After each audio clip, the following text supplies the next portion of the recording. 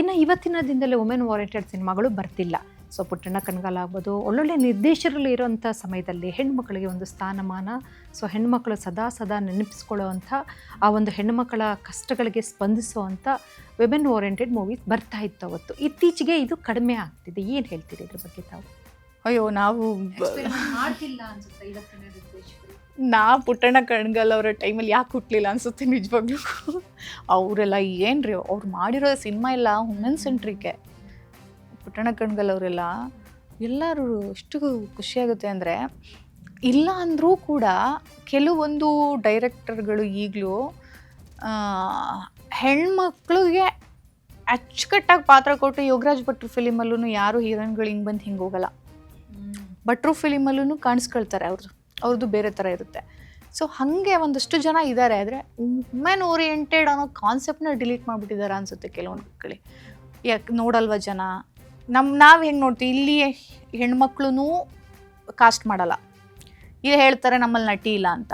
ನಾನು ಹೇಳ್ತೀನಿ ಕೇಳಿ, ಒಂದು ಯಾವುದೋ ಕಮರ್ಷಿಯಲ್ ಸಿನಿಮಾಗೆ ಬನ್ನಿ ಒಂದ್ಸಲ ಮಾತಾಡಿ ಡೈರೆಕ್ಟ್ರ್ ಜೊತೆ ಅಂದರೆ, ಇತ್ತೀಚೆಗೆ ನಾನು ಬರಲ್ಲ, ನನಗೆ ಗೊತ್ತು ಇದೆಲ್ಲ ಕಮರ್ಷಿಯಲ್ಲು, ಹಣೆ ಬರಹಗಳು ಗೊತ್ತಿದೆ, ಮಾತಾಡಿಸ್ತೀರಾ, ಆಮೇಲೆ ಏನೂ ಕಾಸ್ಟ್ ಮಾಡಲ್ಲ, ನನಗೆ ಗೊತ್ತಿಲ್ಲ ಅದ್ರ ಕಾರಣ ಏನು ಅಂತ. ಬರಲ್ಲ ಅಂದರೆ ಇಲ್ಲ ಬನ್ನಿ ಅಂತ ಫೋರ್ಸ್ ಮಾಡಿ ಹೋಗಿ ಕೂತ್ಕೊಂಡು ಮಾತಾಡಿಲ್ಲ, ಮಾಡಿ ನೀವು ಇರಬೇಕು, ನೀವೆಲ್ಲ ಪಿಂಕಿಯಲ್ಲಿ ಹಂಗೆ ಮಾಡಿದ್ರಿ, ನೀವು ಮಾಡಿ ಡೈರೆಕ್ಟ್ರ್ ಫಿಲಿಮ್ ನೋಡಿದ್ರಂತೆ. ಆಯಿತು ಸರ್ ಹೇಳಿ ಅಂದ್ಕೊಂಡು ಬಂದೆ. ಅದನ್ನು ನಾನು ಅವ್ರ ಪೋಸ್ಟಲ್ಲಿ ನೋಡ್ತೀನಿ, ಅದು ಕಾಸ್ಟ್ ಆಗಿರೋದು ಬೇರೆ ಭಾಷೆ ನಟಿ.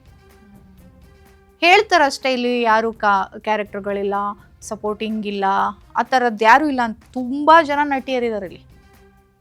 ಇವ್ರಿಗೆ ನಟಿಯರಿಗೆ ಮಾತ್ರ ಸಪೋರ್ಟಿಂಗ್ ಕ್ಯಾರೆಕ್ಟರ್ಗಳಿಗೆ ಪಾತ್ರಗಳನ್ನ ಬರೆಯೋಕ್ಕೆ ಬರ್ತಾ ಇಲ್ವಾ ಅಥವಾ ಬೇಕಾಗೇ ಇಲ್ವಾ, ನಂಗೆ ಅರ್ಥ ಆಗ್ತಿಲ್ಲ. ಅವ್ರ ಮೈಂಡ್ಸೆಟ್ಟಲ್ಲಿ ಏನಿದೆ ಅಂತ ಹೇಳಿದರೆ, ಸೊ ಬೇರೆ ಭಾಷೆ ನಟಿಯರನ್ನು ಇಲ್ಲಿ ಕರ್ಕೊಂಡು ಬಂದರೆ ಹಿಟ್ ಆಗುತ್ತೆ, ನಮ್ಮ ನಟಿಯರು ಅಭಿನಯಿಸಿದರೆ ಹಿಟ್ ಆಗೋದಿಲ್ಲ, ಸೊ ನಮ್ಮ ನಟಿಯರೆಲ್ಲ ಬೇರೆ ಭಾಷೆಗೆ ಹೋಗಿ ಸಕ್ಸಸ್ ಆಗಲಿ ಅನ್ನೋ ಒಂದು ಕಾನ್ಸೆಪ್ಟ್ ಏನೋ.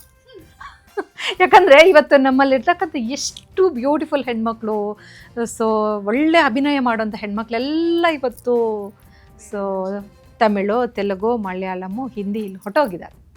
ಸೊ ಪಲಾಯನ ಆಗ್ಬಿಟ್ಟಿದ್ದಾರೆ. ಸೊ ಅವಕಾಶಗಳು ಸಿಕ್ಕಿದ್ರೆ ಇಲ್ಲೇ ಇರ್ತಿದ್ರು. ಅವಕಾಶಗಳ ಜೊತೆಗೆ ಅವಕಾಶ ಬೆಲೆ ಸಿಗ್ಬೇಕು ಅವ್ರಿಗೆ. ಅವರು ನಡೆಸ್ಕೊಳ್ಳೋ ರೀತಿನೂ ಚೆನ್ನಾಗಿರ್ಬೇಕು.